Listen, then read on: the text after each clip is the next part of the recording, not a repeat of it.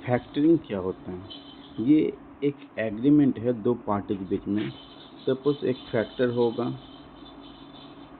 और एक business entity होगा, जिसमें फैक्टर प्रॉमिस करता है कि बिजनेस एंटिटी कुछ सर्विस प्रोवाइड करेगा और उसके बिहाफ में बिजनेस एंटिटी उसको कुछ कमीशन देगा।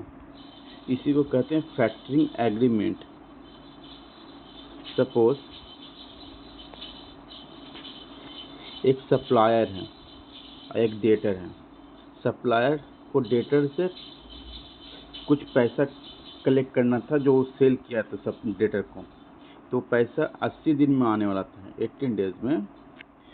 तो सप्लायर को चांस है कि वो बैड डेट इनकर कर सकता है, उसका एडमिनिस्ट्रेटिव कॉस्ट लगेगा, जैसे कि अकाउंट्स मेंटेन करेगा, इस चीज़ में।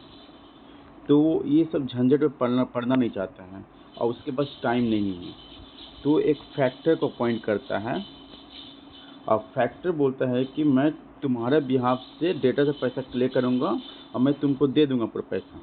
उसके लिए फैक्टर कुछ कमीशन चार्ज करता है।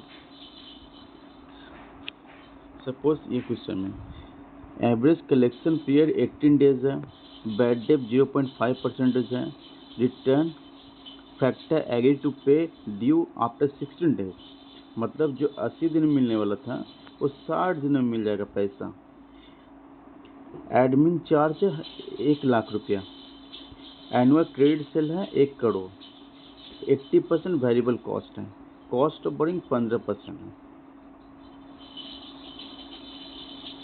तो जो उसका जो एडमिन कॉस्ट है, मतलब वो इवेल्युएट करना चाहता है कि अगर किसी फैक्टर से एग्रीमेंट करेंगे तो उसका सेविंग होगा कि नहीं होगा, या उसका लॉस होगा, या कोई बेनिफिट है कि नहीं।